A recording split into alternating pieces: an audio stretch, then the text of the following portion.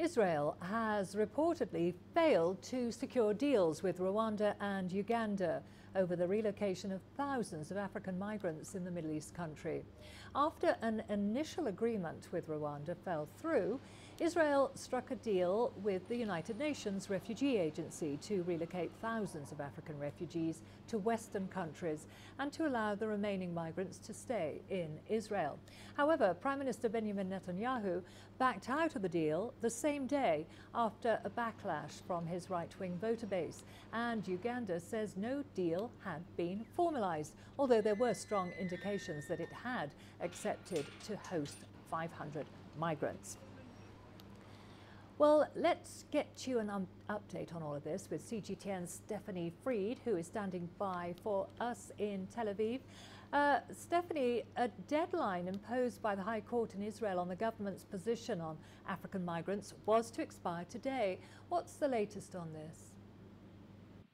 Well, Karen, actually, I'm talking to you from southern Israel, from the desert, right outside of a prison facility that's housing between 206 and 260, the number's not exactly 100%, we're not sure of it, of asylum seekers that part of this whole deportation originally deal was that either if they did not agree to sign deportation orders, they'd be put into a jail. The news that we have, the latest is that no agreement has been reached. There was a deadline that passed an hour and a half ago for the government to say, yes, we've got a deal with a country for deportation. There's no deal, despite rumors of a deal with Uganda.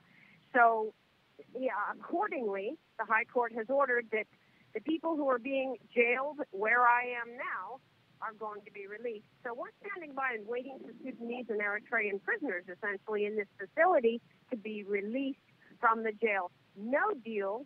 And in fact, regarding Uganda and the rumors of a deal to take 500 people, and we're talking about 500 out of 38,000,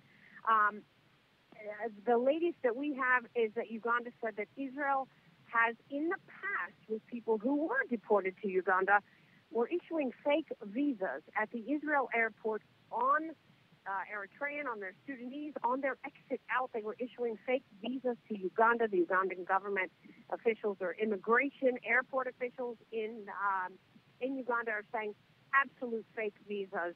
So, again, back to your original question, right now there's no deal with Uganda, and we're waiting for prisoners to be released. Okay, so no deal in Uganda. What should we expect, Stephanie, in the next couple of days?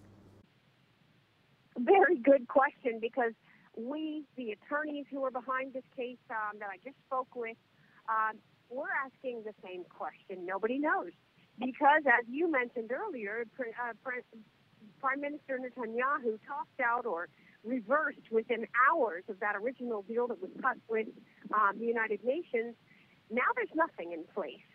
And so many of these people, it's important to know, many of the people who are here seeking asylum, seeking refuge, they've been in Israel for 10 years. They speak Hebrew, most of them. And so the attorney that I just spoke with in the past hour to sort of get a read on what's happening, he said he believes, according to what he's seeing on the ground and in terms of legal and so on, nothing's going to happen. We're just going to have the same situation again of asylum seekers who are in the country in limbo until something else is announced. Karen. Thank you for that update. That was CGTN's Stephanie Freed there in Israel for us.